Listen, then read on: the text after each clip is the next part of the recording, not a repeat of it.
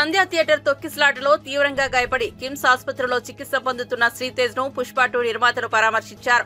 సోమవారం నవీన్ ఎర్నేని, ఎలమంచిలి రవిశంకర్, సినిమాటోగ్రఫీ మంత్రి కోమటిరెడ్డి వెంకటరెడ్డితో కిమ్స్ ఆసుపత్రికి వెళ్లారు. బాలుడు ఆరోగ్య పరిస్థితి గురించి వైద్యులను అడిగి తెలుసుకున్నారు. ఈ విషయాన్ని ఇక రాజకీయం చేయవద్దని, సినిమా హీరోల ఇళ్లపై దాడులు చేయడం దారుణమని కోమటిరెడ్డి వెంకటరెడ్డి అన్నారు. ఈ సందర్భంగా పుష్ప 2 నిర్మాతలు 50 లక్షల చెక్కును మృతి చెందిన రేవతి, ఆమె కుమారుడు శ్రీతేజ్ తండ్రి భాస్కర్ కు అందజేశారు. బాబు పరిస్థితి అంతంత మాత్రంగానే ఉందని, దేవుడి దయ వల్ల త్వరగా కోలుకోవాలని భగవంతుణ్ణి ప్రార్థిస్తున్నట్లు మంత్రి తెలిపారు. సినిమా ఇండస్ట్రీలో ఎక్కడికి వెళ్లడం లేదని, అన్ని పుకార్లు ఎవరూ నమ్మవద్దని మంత్రి స్పష్టం చేశారు. ఎవరిపైనా దాడులు చేసినా చట్టం ఊరుకోదని, కఠిన చర్యలు తప్పవని మంత్రి కోమటిరెడ్డి వెంకటరెడ్డి హెచ్చరించారు.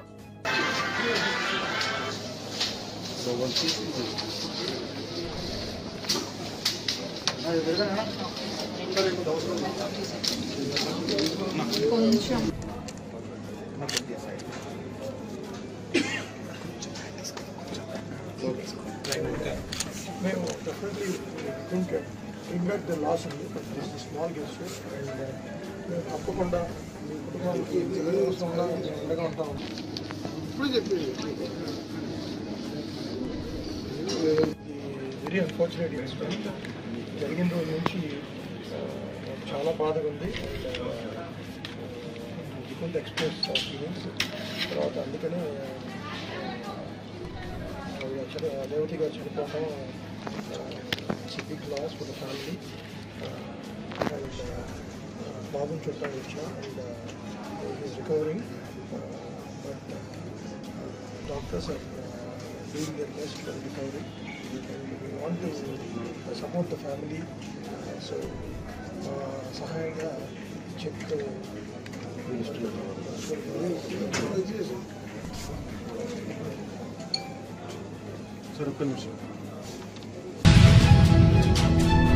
సంధ్య థియేటర్ తొక్కిసలాటలో తీవ్రంగా గాయపడి కిమ్స్ ఆసుపత్రిలో చికిత్స పొందుతున్న శ్రీతేజ్ ను పుష్ప 2 నిర్మాత నవీన్ తో కలిసి సినీ ఫోటోగ్రఫీ శాఖ మంత్రి కోమటిరెడ్డి వెంకటరెడ్డి పరామర్శించారు.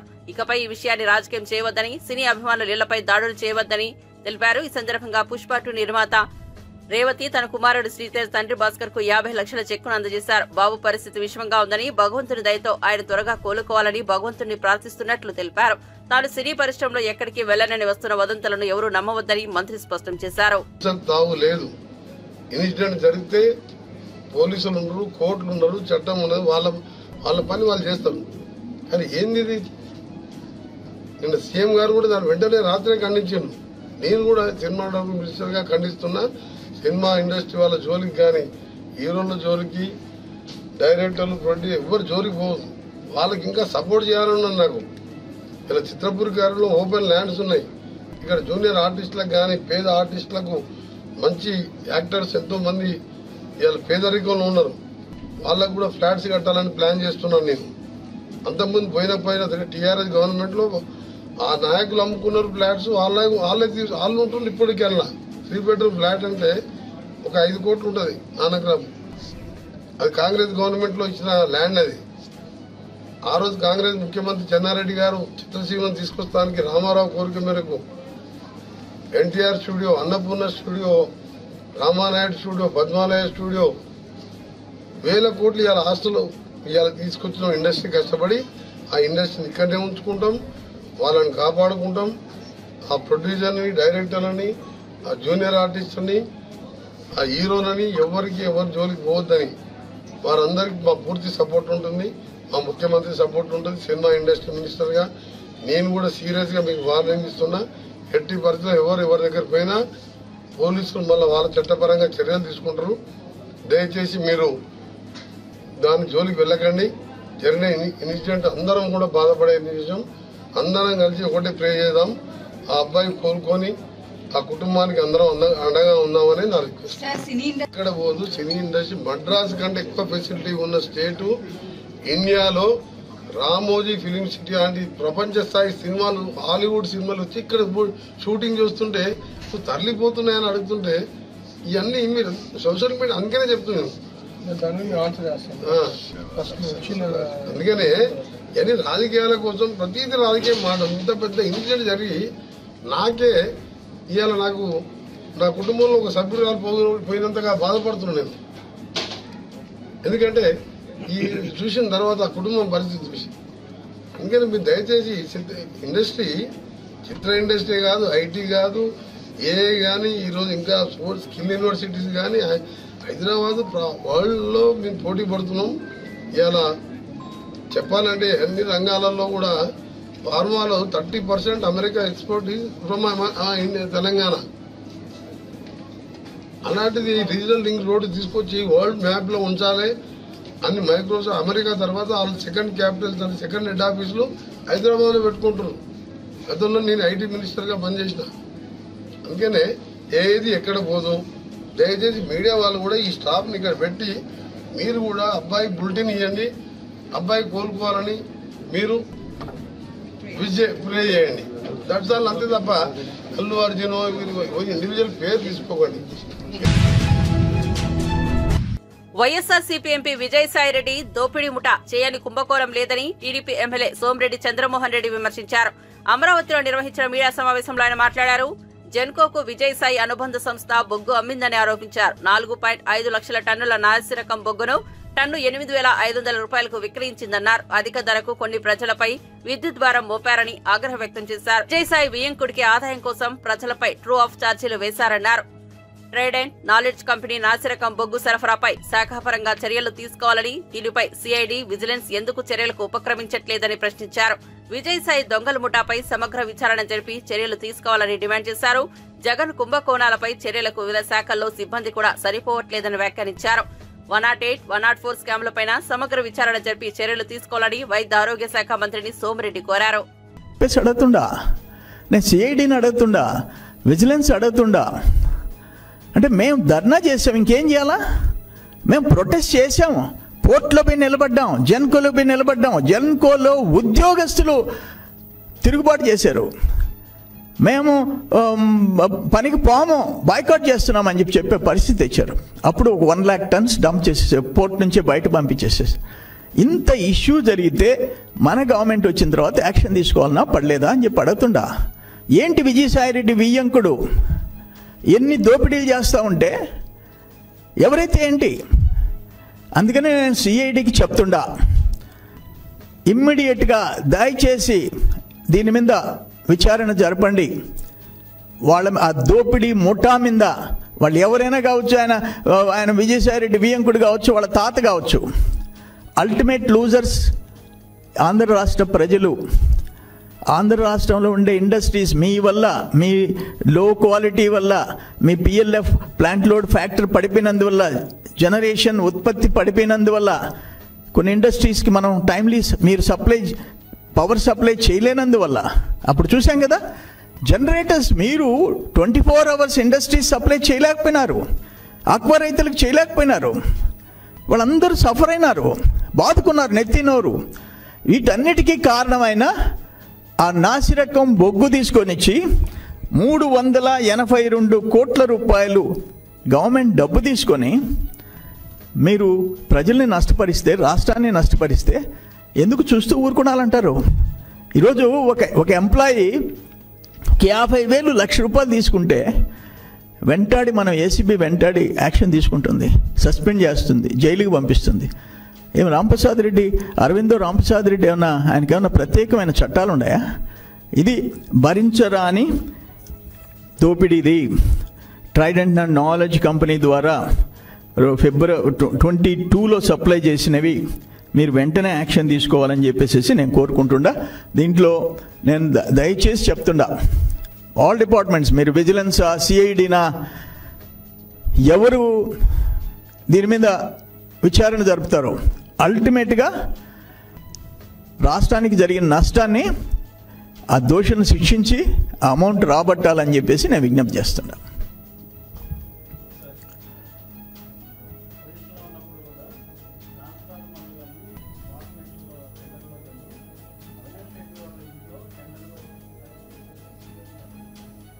అమ్మా, నేను ఒక్క మాట, జగన్మోహన్ రెడ్డి గవర్నమెంట్లో అవినీతికి ఏది అతీతం కాదు.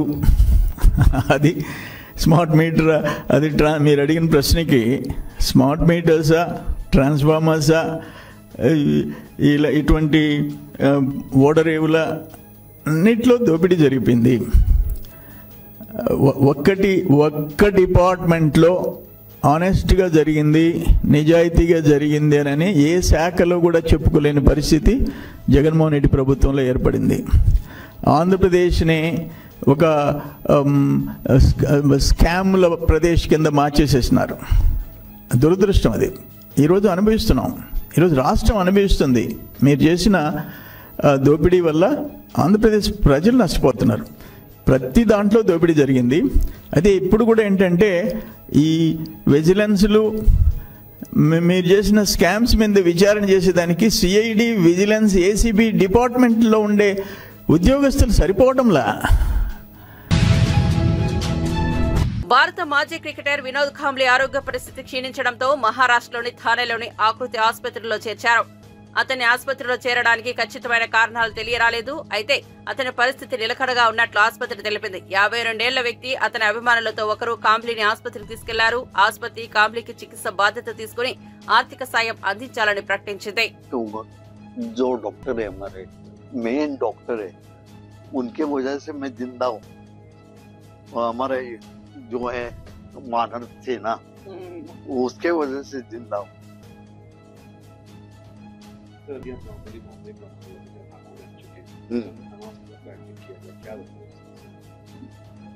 एज एडमिट किधर से भी करे हो, लेकिन जो ट्रेनिंग देते हैं, मैं इतना ही कहूंगा कि जो हमें मिलता है, जो भगवान देते, name the father and of the son and of the holy spirit, आमीन.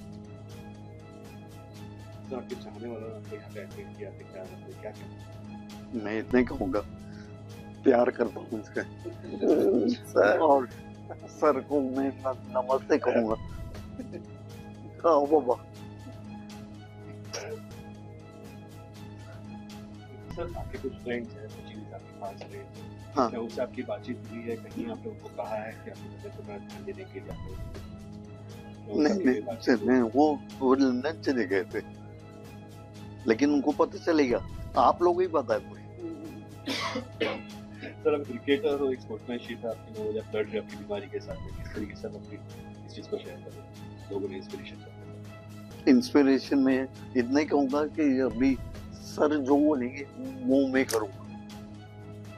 सच बोल रहा हूँ. जो इंस्पिरेशन दे दूंगा वो लोगों को पता चलेगा. భారతదేశం తన విదేశాంగ విధానంలో జాతీయ ప్రయోజనాలతో పాటు మానవ ప్రయోజనాలకు ప్రాధాన్యత ఇస్తోందని ప్రధాని నరేంద్ర మోదీ అన్నారు.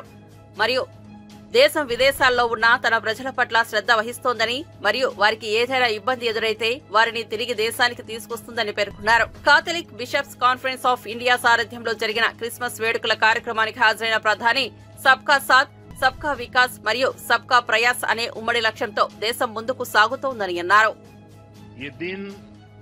हम सब के लिए यादगार रहने वाला है.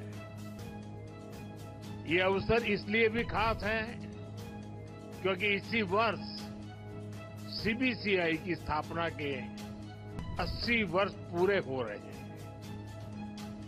मैं इस अवसर पर सीबीसीआई और उससे जुड़े सभी लोगों को बहुत बहुत बधाई देता हूं.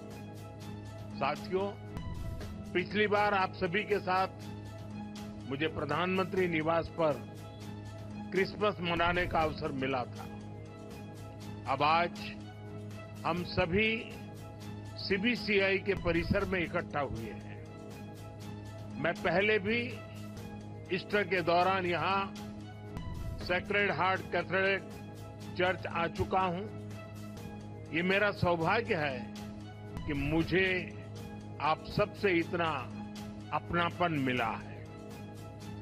इतना ही स्नेह मुझे हिज होलीनेस पोप फ्रांसिस से भी मिलता है. इसी साल इटली में G7 समिट के दौरान मुझे हिज होलीनेस पोप फ्रांसिस से मिलने का अवसर मिला था. पिछले 3 वर्ष में यह हमारी दूसरी मुलाकात थी. मैंने उन्हें भारत आने का निमंत्रण भी दिया है. इसी तरह सितंबर में न्यूयॉर्क दौरे पर कार्डिनल पीट्रो पैरोलिन से भी मेरी मुलाकात हुई थी। ये आध्यात्मिक मुलाकात, ये स्पिरिचुअल टॉक्स, इनसे जो ऊर्जा मिलती है वो सेवा के हमारे संकल्प को और मजबूत बनाती है। साथियों, अभी मुझे हिज एमिनेंस कार्डिनल जॉर्ज कुवाकार्ड से मिलने का और उन्हें सम्मानित करने का अवसर मिला है। कुछ ही हफ्ते पहले हिज एमिनेंस कार्डिनल जॉर्ज कुवाकार्ड को हिज हॉलिनेस पोप फ्रांसिस के कार्डिनल की उपाधि से सम्मानित किया है। इस आयोजन में भारत सरकार ने केंद्रीय मंत्री जॉर्ज कुरियन के नेतृत्व में आधिकारिक रूप से एक हाई लेवल डेलीगेशन भी वहां भेजा था। जब भारत का कोई बेटा सफलता की इस ऊंचाई पर पहुंचता है तो पूरे देश को गर्व होना स्वाभाविक है। मैं कार्डिनल जॉर्ज कुवाकार्ड को फिर एक बार बधाई देता हूं, शुभकामनाएं देता हूं। సినిమా ఇండస్ట్రీపై తమ ప్రభుత్వానికి ఎలాంటి ద్వేషం లేదని మంత్రి సీతక్క తెలిపారు. అయితే ఎర్రచందనం స్మగ్లింగ్ పేరుతో తీసిన పుష్ప 2 సినిమాతో సమాజానికి ఏం సందేశం ఇస్తున్నారని మండిపడ్డారు.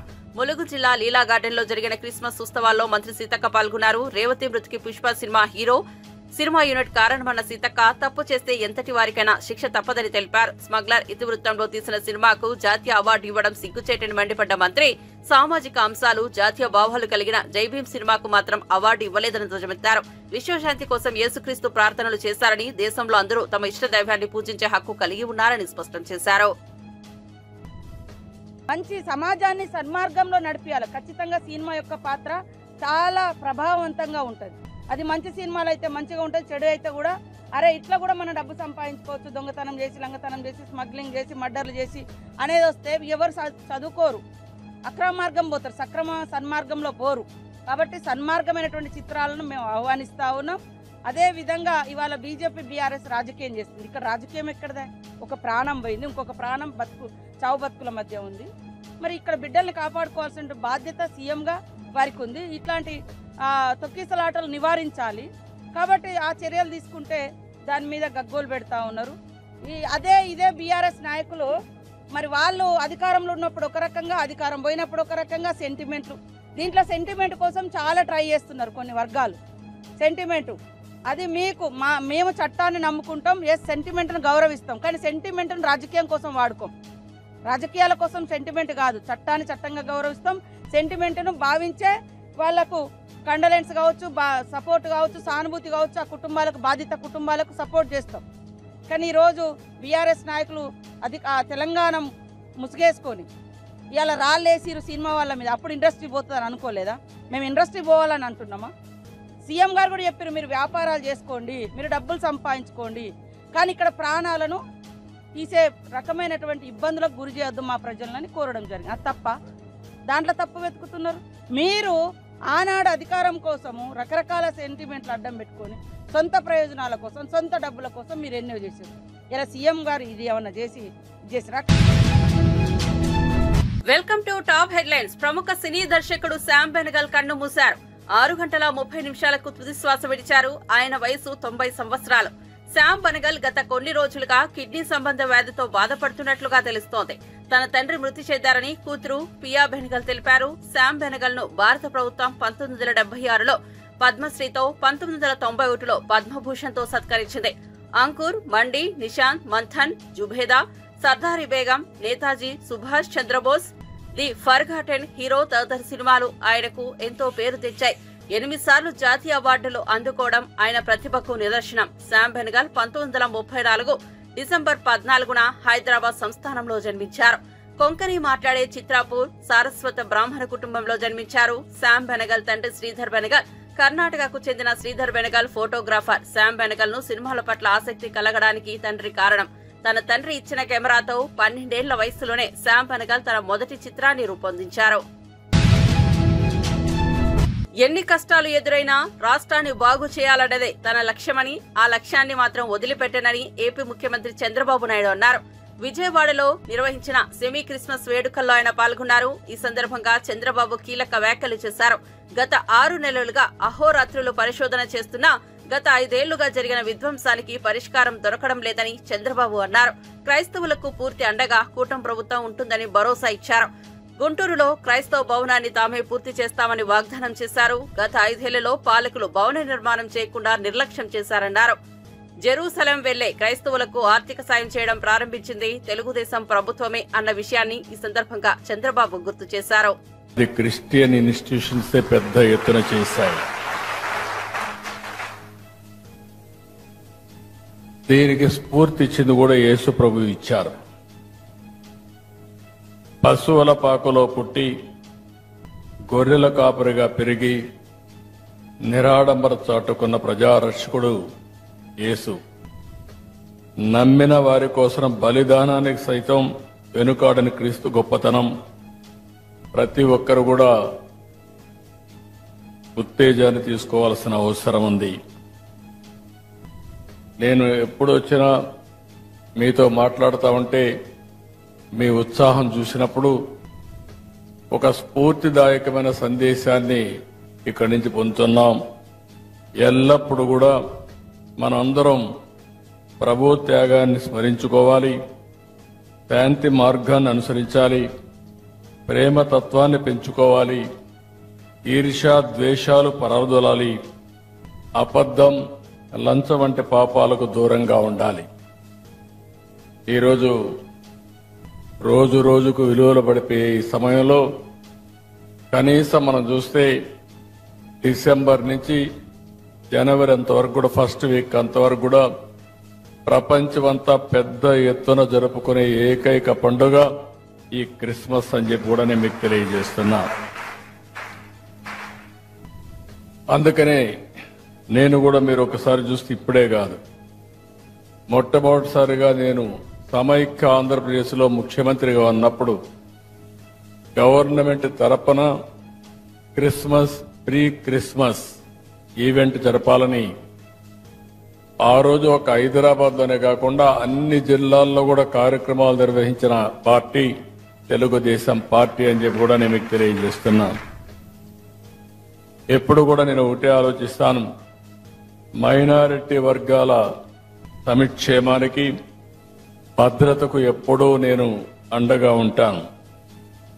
ఒకసారి అయితే సమైక్య ఆంధ్రప్రదేశ్లో చర్చి పైన దాడులు జరిగితే స్వయంగా నేనే వచ్చి ఇన్వెస్టిగేషన్ చేసి మళ్లీ అలాంటి సంఘటనలు జరగకుండా పూర్తిగా కంట్రోల్ చేసింది తెలుగుదేశం ప్రభుత్వం అని కూడా గుర్తు చేస్తున్నాను.